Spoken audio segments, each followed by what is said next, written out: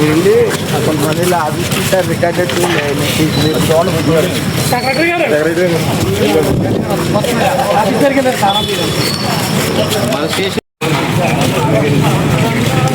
మన లైట్ ఉందా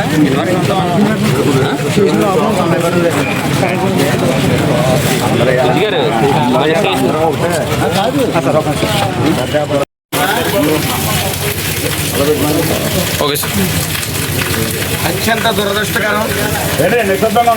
సుమారు 11 గంటల సమయంలో ద్రాక్షారామ మార్కెట్ ఏరియాలో ఒక షాపు అది మా అంచనా లేకపోతే పోలీసు వాళ్ళు అంచనా కరెంటు పోయి వెంటనే రావడం వల్ల స్పార్క్ వచ్చి షార్ట్ సర్క్యూట్ అయ్యిందనేది వెతికింది.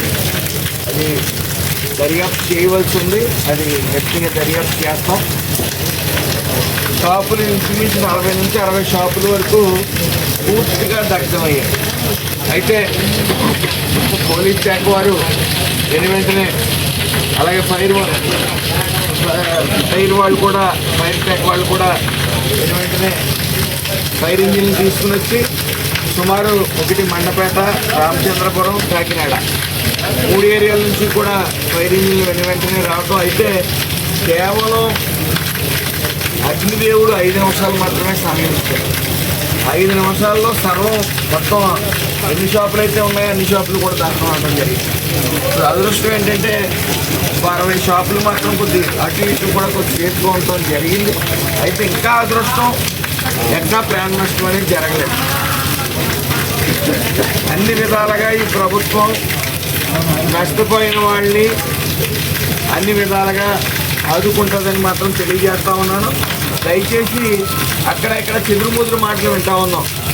మా జీవితం అయిపోయింది, మేము బతికి వేస్తాం, ఎవరు కూడా హోప్ను కోల్పోవద్దు, మేము ఉన్నాం, అందులో ఏ విధమైన సందేహం లేదు.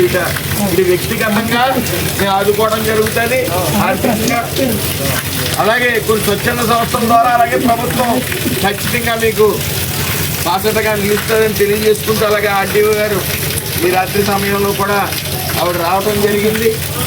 డిపార్ట్మెంట్ వాళ్ళందరూ కూడా ఈ ద్రాక్షారామ సెక్రటరీ గారు మొత్తం అందరూ కూడా ఈ సమయంలో మరి ఇక్కడ రావడం జరిగింది. జరిగిన నష్టాన్ని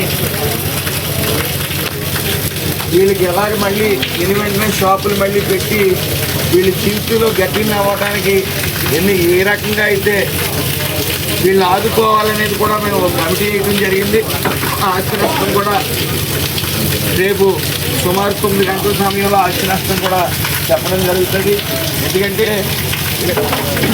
కూరగాయల షాపులు ఎన్నైతే ఉన్నాయో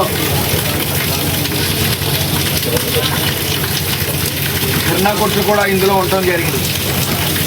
సో ఆస్తి నష్టం అనేది సుమారు 40 నుంచి 60 షాపులు ఉంటాయి కాబట్టి ఆస్తి నష్టం అనేది అంచనా వేసి ప్రతి ఒక్కరికి న్యాయం జరుగుతుంది, ధైర్యంగా ఉండండి, మేము ఉన్నాం, అందులో ఏ విధమైన సందేహం లేదని మీ అందరికీ తెలియజేసుకుంటూ అలాగే రేపు కూడా ఇక్కడ అధికారులందరూ రావడం జరుగుతుంది. కాబట్టి దయచేసి ఎవరు కూడా అధైర్యపడద్దు, ధైర్యంగా ఉండండి, మేము ఉన్నాం మీకోసమని మాత్రం మీ అందరికీ చేతులు జోడించి విన్నవిస్తున్నాం.